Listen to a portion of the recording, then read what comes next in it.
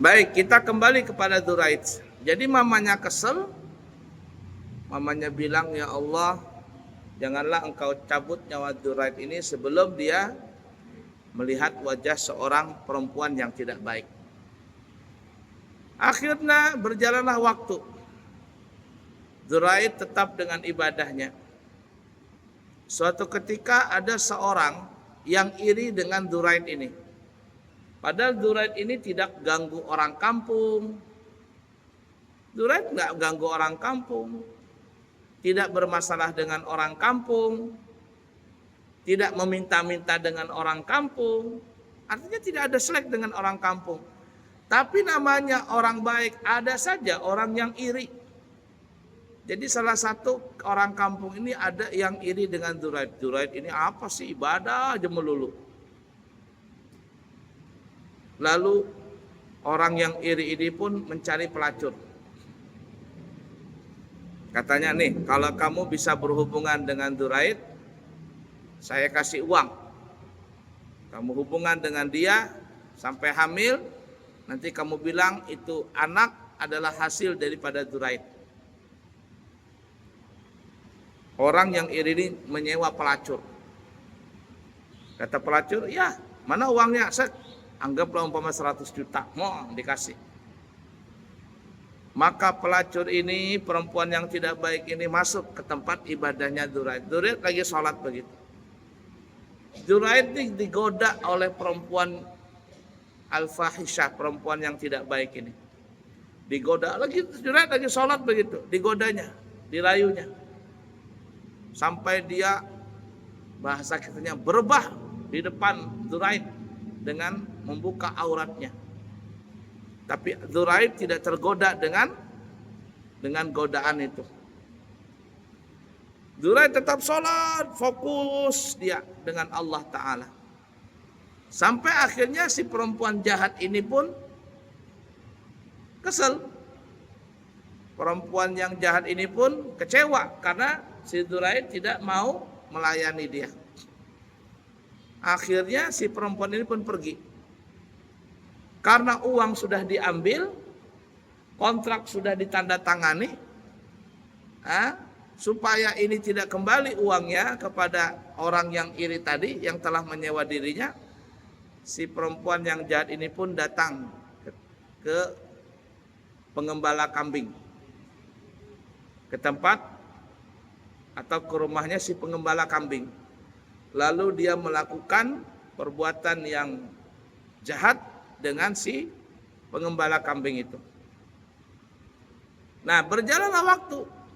Tiba-tiba mulailah si perempuan yang jahat ini hamil. Hamil. Hamil begitu. Dan akhirnya melahirkan. Setelah dia melahirkan, si perempuan ini pun koar-koar. Ini anaknya Duraid.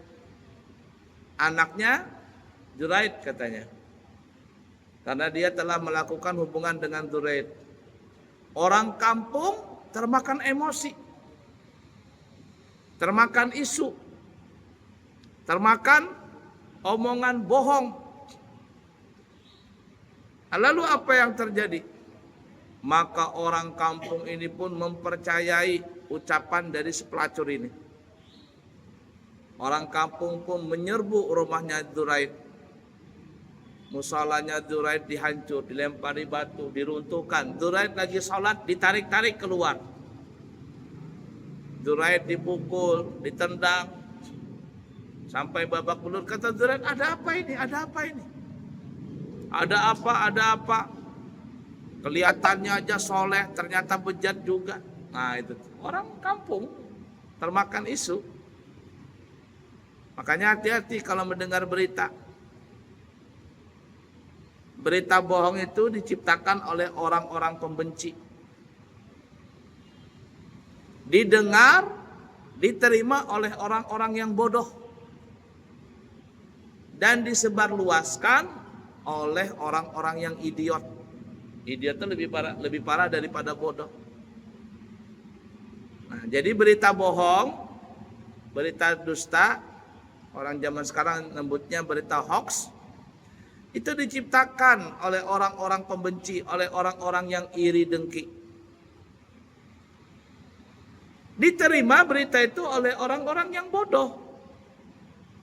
Disebarluaskan oleh orang-orang yang idiot. Nah, termasuk orang kampung ini. Termakan isu oleh orang yang iri dengan Duraid. Dihancurin rumah Duraid. Duraid pun dikeluarkan, diseret, dipukul dan seterusnya. Kata Duraid, ada apa ini? Ada apa? Ada apa? Nah, ini loh. Ngaku saja ini anakmu. Ini hasil perzinahanmu dengan perempuan ini. Kata Duraid, demi Allah, saya tidak pernah bersentuhan dengan perempuan ini. Saya tidak tahu dan saya tidak mau cari tahu siapa perempuan ini. Tapi orang kampung enggak mau tahu. Karena sudah termakan isu. Kata Duraid begini. Tolong izinkan saya untuk sholat 2 rakaat. Izinkan saya untuk sholat 2 rakaat. Saya kepingin sholat 2 rakaat. Nanti kita buktikan siapa yang benar, siapa yang salah. Zaman dulu kan belum ada tes DNA. Kalau sekarang kan kalau ada yang ngaku-ngaku anaknya si Anu katanya. Kayak yang viral di Jawa Barat. Seorang perempuan ngaku-ngaku ini anaknya si Fulan. Nah, si Fulan gak mengaku, tes DNA saja. Cocok gak darahnya dengan darahku, kata si laki-laki itu. Ternyata gak cocok. Sekarang ada tes DNA. Zaman dulu gak ada tes DNA. Lalu gimana? Duraid minta izin, tolong berikan aku waktu untuk salat 2 rakaat. Orang kampung silakan. Maka Duraid pun salat 2 rakaat. Setelah selesai salat 2 rakaat, dia berdoa, ya Allah, tolonglah aku. Bahasa kitanya itu ya. Maka Duraid pun mendekati si anak tadi. Anak baru lahir. Anak baru lahir. Lalu dia ketek perutnya. Ya, diketuk itu perutnya anak bayi tadi. Anak masih kecil baru lahir. Tek. Ya walad, man abuk. Wahai anak, siapakah bapakmu? Siapakah bapakmu? Kalau secara logika nggak mungkin anak baru lahir bisa ngomong. Kalau nangis iya, tapi kalau berbicara nggak bisa. Anak ini berbicara dan didengar oleh orang kampung semua. Apa katanya? Abi walidi ra'il ghanam. Kata anak bayi yang baru lahir ini, bapakku adalah tuh si pengembala kambing. Bapakku si pengembala kambing. Oh, mendengar ucapan anak bayi ini, akhirnya orang kampung pun tersadar. Mereka termakan isu, termakan berita hoax.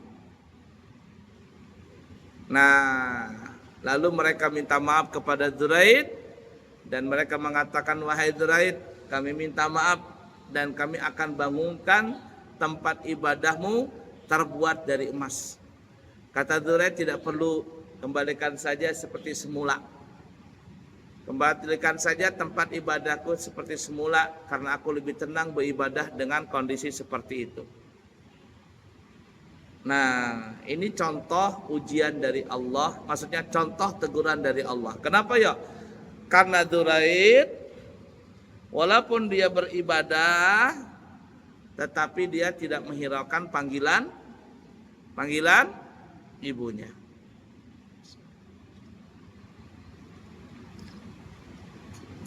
Jadi ada orang seperti itu. Mengerjakan yang sunnah, tapi meninggalkan kewajiban. Itu meninggalkan sunnah tuh. Menelantarkan kewajiban. Apalagi kalau seandainya kewajiban ditinggalkan, maksiat dilakukan. Bisa jadi Allah tegur dia. Dengan hancurnya dia punya bisnis, dengan penyakit. Lalu orang ini taubat kembali kepada Allah. Bisa jadi. Nah, itu yang kedua. Sekali lagi, cobaan ujian yang datang kepada kita itu, yang kedua adalah sebagai teguran. Kalau teguran dari Allah, berarti apa ya? berarti Allah itu masih sayang sama kita. Kemudian yang ketiga, ujian cobaan datang kepada kita itu adalah sebagai bentuk murka dari Allah Ta'ala. Murka. Kalau sudah Allah murka, selesai urusan. Bukan lagi untuk mengangkat derajat, bukan lagi Allah masih sayang sama dia, tapi Allah sudah murka. Kalau sudah murka itu apa yang terjadi? Allah hancurkan sehancur-hancurnya. Ini contohnya banyak sekali dalam Al-Quran. Fir'aun, Namrud, ya, kaum Ad, kaum Nabi Hud, kaum Thamud, kaum Nabi Allah Saleh, kaum apa lagi? Kaum Sodom, kaum Nabi Allah Lut, kaum Rasib, kaum Nabi Allah Rasib.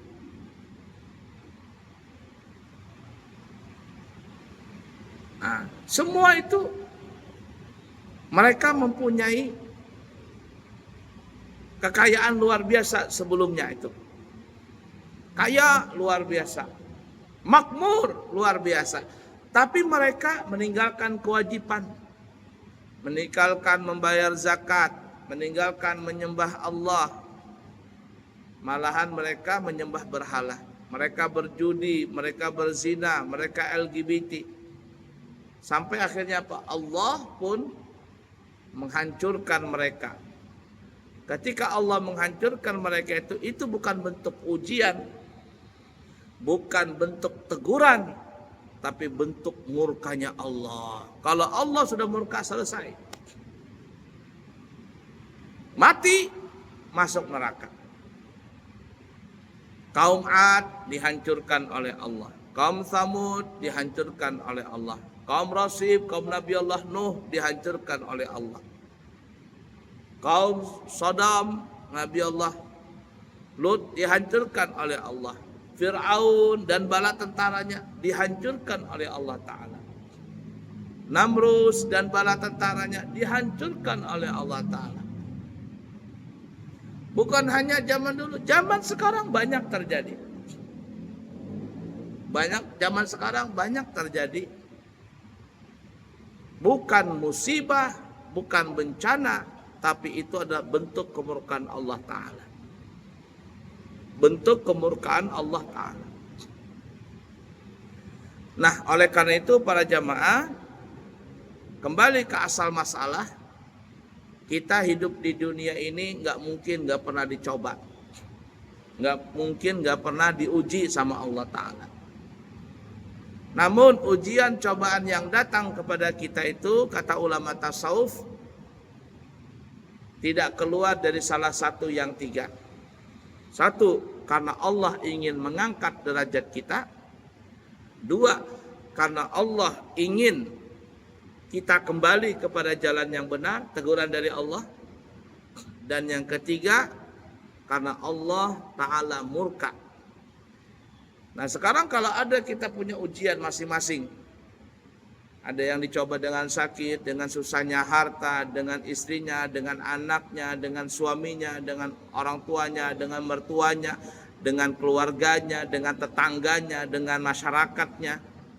Lihat, kalau kita benar nih, kita salat 5 waktu, kita puasa Ramadan, kita bersedekah, kita nggak ganggu orang.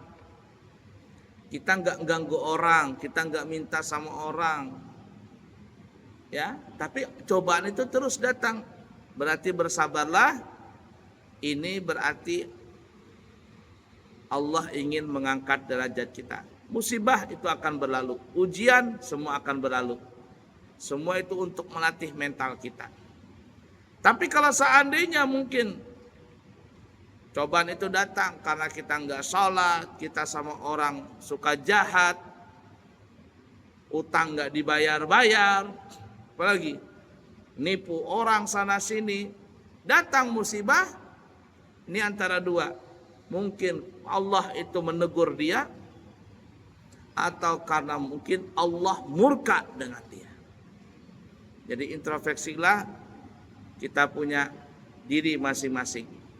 Tapi yang kita harapkan adalah mudah-mudahan ujian yang datang kepada kita itu adalah sebagai ujian untuk mengangkat derajat kita lebih dekat kepada Allah Subhanahu wa taala. Karena tidak ada derajat yang paling mulia kecuali seseorang mempunyai derajat yang tinggi di samping di sisi Allah Subhanahu wa taala. Baiklah para jamaah sekalian, mungkin seperti ini yang kami bisa sampaikan. Insya Allah kami akan berangkat umrah di tanggal 7 Desember 2025. 7 Desember. Apabila ada jamaah yang kepingin berangkat umrah bareng kami, keberangkatan kurang lebih 14 hari dari Balikpapan kembali ke Balikpapan kurang lebih 14 hari. Harganya 32 juta. Apabila ada yang berminat, insya Allah kami siap membantu menjembatani niat para jamaah sekalian. Terima kasih. Yang baik dari Allah, yang buruk dari pribadi. Subhanakallahumma wa bihamdika asyhadu an la ilaha illa anta astaghfiruka wa atubu ilaih. Wa akhiru kalam. Wassalamu alaikum warahmatullahi wabarakatuh.